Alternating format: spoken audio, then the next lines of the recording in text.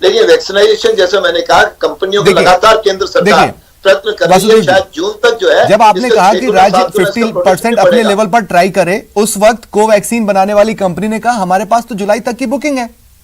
तो ये स्थिति तो आप भी जानते होंगे, राज्यों पर छोड़ने से पहले ऐसा तो हो नहीं सकता कि आपको नहीं पता था। तो आपने कहीं ऐसा तो नहीं कि अपना पल्ला झाड़ा, क्योंकि समस्या बहुत विकराल थी।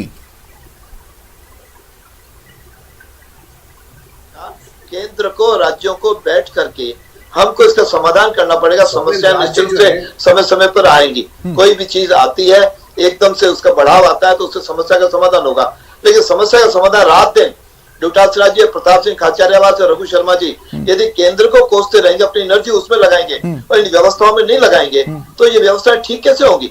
समस्या तो कुछ प्रकार की है, इसको कौन नकार सकता है? एक बात और आरती जी, मैं आपका एक छोटा सा कमेंट लेना चाहता हूं। देखिए, आपने और भी कई ड्राइव्स चलाई हैं देश में।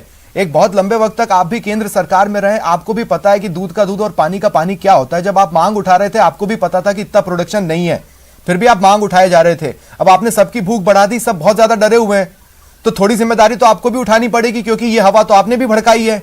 आरसी जी, स्वप्निल जी, इस देश में दो तरीके इस बीमारी से बचने के, या तो लॉकडाउन के द्वारा घर के अंदर बंद रहिए या फिर दूसरा वैक्सीनेट करवाइए। अगर देश के लोग बाहर निकलें और आजादी के माहौल में घूमें, जिस प्रकार से अमेरिका के राष्ट्रपति ने कहा कि हमारा राष्ट्रीय जो स्वतंत्रता दिवस होगा उसके ऊपर तमाम जो लोग हैं बिना मास्क के जश्न मनाएंगे, तो वैक्सीन कौन दे रहा है? देश के प्रधानमंत्री सितंबर में जब यूनाइटेड नेशनल असेंबली में जब कह रहे थे, जो वैक्सीन मैत्री का जो स्पीच दे रहे थे और दुनिया को वैक्सीनेट करने की बात कर रहे थे, उन्होंने जो जनवरी के अंदर कौन सी दिवाली मनवा दी प्रदेश में सर?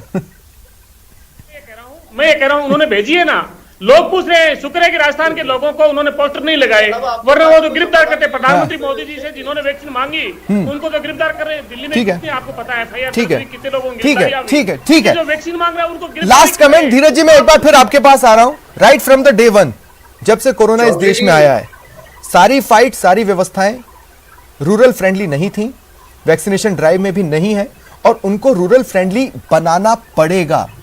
वो आपकी मजबूरी नहीं है, आपकी जिम्मेदारी है, यह समझना पड़ेगा।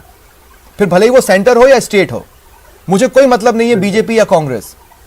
मैं कहता हूं समाजवादी पार्टी अगर कहीं पर अपनी सरकार बना सकती है तो बना ले, और वो वहां जाकर जिम्मेदारी उठा ले, लेकिन उठाए।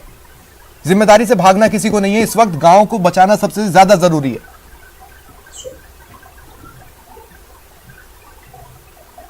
सिंपल सी बात थी कि हमें ये अपने राजस्थान सरकार को भी मालूम था कि इतनी वैक्सीन इनके पास नहीं है, लेकिन ये सेंटर के ट्रैप में फंस गए। अगर सेंटर ने घोषणा कर दी 18+ को लगाएंगे, तो इन्होंने भी घोषणा करके लगाना शुरू कर दी। इनके पास जितना सामान था उससे पहले जिन लोगों को लग रही थी, एक बार उनको कंप्लीट कर लेते। बहुत सारी पॉपुलेशन ऐसी है जिनको फर्स्ट डोज लग गया, सेकंड डोज नहीं लगी है। उस पॉपुलेशन की जिसकी सेकंड डोज बाकी थी, उसकी डोज से आप 18+ को लगाने लग गए।